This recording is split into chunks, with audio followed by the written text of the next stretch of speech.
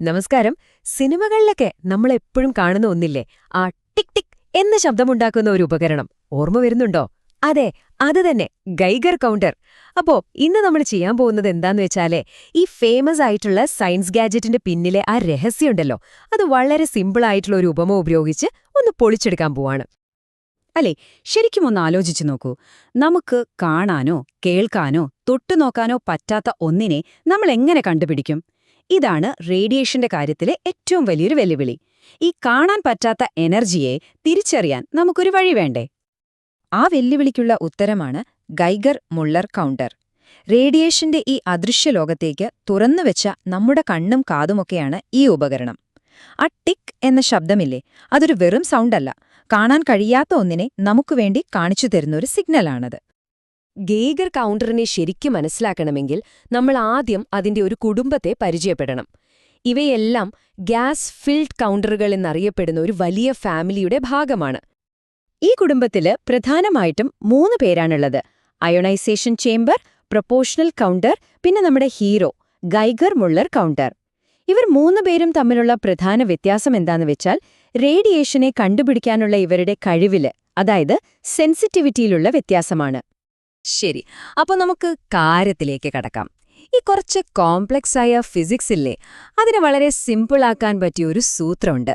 അതാണ് microphone analogy, അതായത് മൈക്രോഫോണുമായുള്ള ഒരു താരതമ്യം.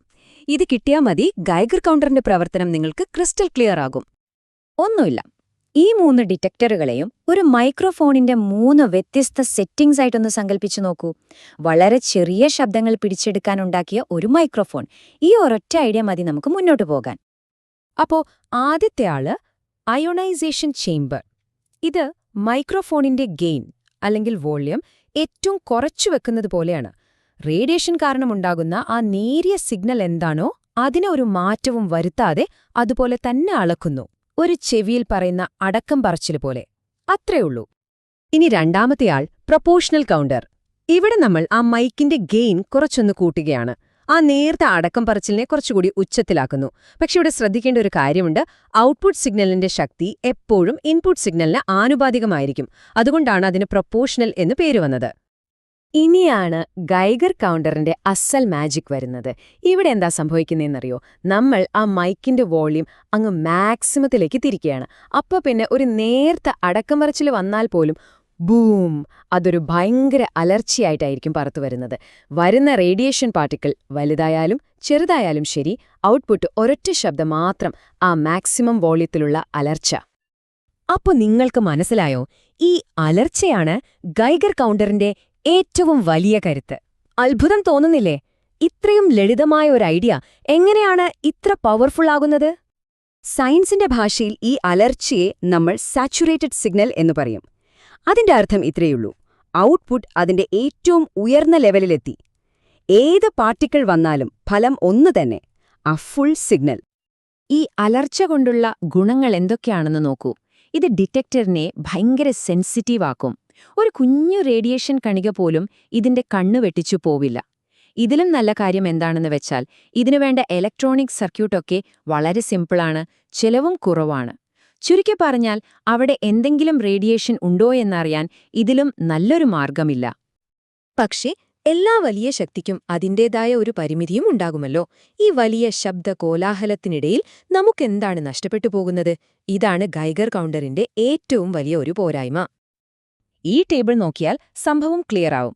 പ്രൊപ്പോർഷണൽ കൗണ്ടർ ഒരു ശബ്ദത്തെ ഉച്ചത്തിലാക്കുമ്പോഴും ചെറിയ ശബ്ദവും വലിയ ശബ്ദവും തമ്മിലുള്ള വ്യത്യാസം നിലനിർത്തും. അതുവഴി നമുക്ക് റേഡിയേഷന്റെ എനർജിയെക്കുറിച്ച് ഒരു ഐഡിയ കിട്ടും.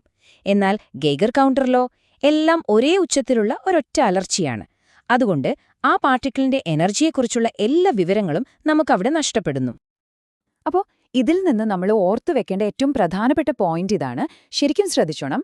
ഗൈഗർ കൗണ്ടർ നിങ്ങളോട് പറയും, ദേ ഇവിടെ ഒരു പാർട്ടിക്കിൾ ഉണ്ടെന്ന്. പക്ഷെ അത് എന്ത് തരം പാർട്ടിക്കിളാണെന്നോ അതിന് എന്തുമാത്രം എനർജി ഉണ്ടെന്നോ അതിനെപ്പറ്റി ഒരു വിവരവും തരില്ല.